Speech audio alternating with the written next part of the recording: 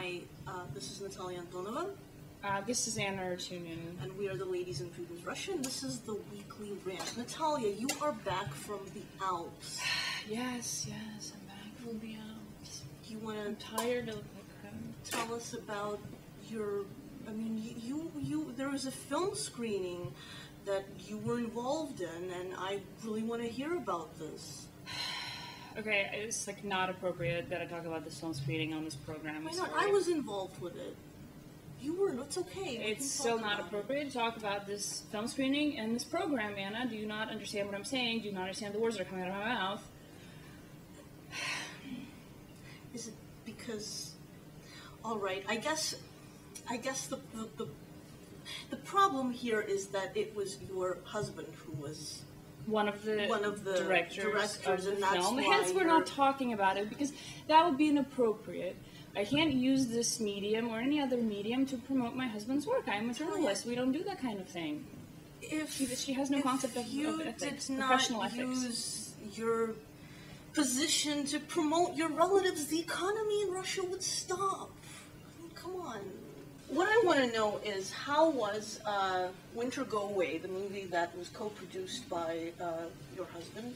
And various other filmmakers. It was about the protest movement that we saw here last winter. And the counter-protest movement. And the counter-protest movement. We were both kind of involved in it. There's even a moment where my voice is there because I'm talking to the cabbie, but I think a lot of people can say that, whose relatives who were just basically somehow connected with this, simply because what was happening was just so big at that time. How was this film received in Europe? I'm really curious about this. People are really curious about it, and I think that people are, in Western Europe especially, are very much aware of the fact that the Russian protest movement is kind of in peril. You know, because they see this movie, and they say, okay, well, that's a very interesting beginning, but, you know, chanting Russia without Putin over tea in the kitchen with a bunch of your friends is not real political activism, or that's what people think anyway. People who are dealing, as we've mentioned before, people who are dealing with austerity problems in Europe are finding it a bit different. But I think that in Europe, in Italy, the screening in Italy, a lot of people were interested in, like, you know, the nationalists, how they fit into the political picture in Russia.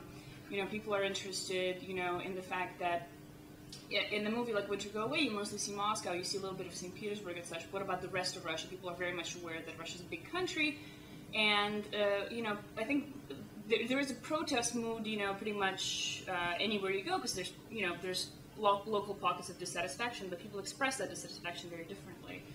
And, you know, I think that, then again, it might just be the audience sample, you know, because I think a lot of people who want to watch movies about the current state of affairs in Russia are already kind of politically engaged.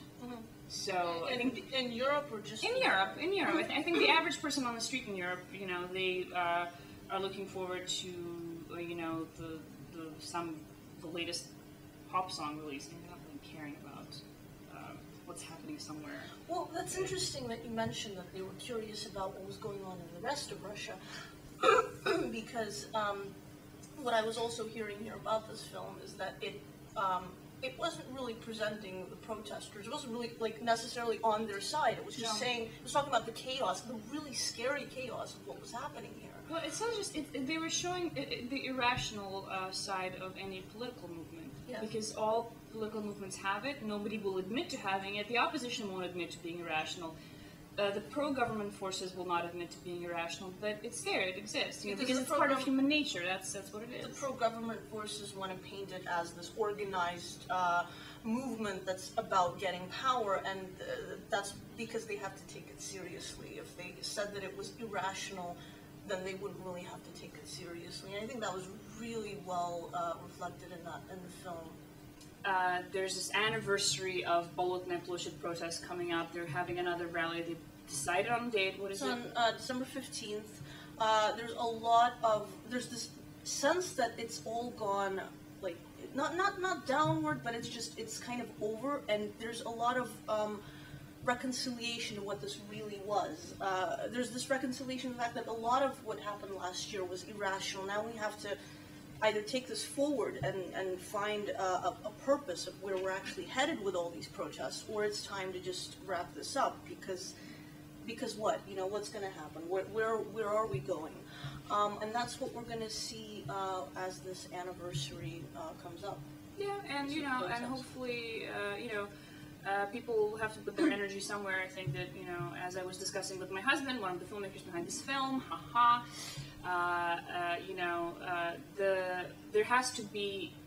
there needs to be a birth of real local politics. Not have it be some trend, you know, that people write about for a week and then discard. It has to be real. You have to have local politics.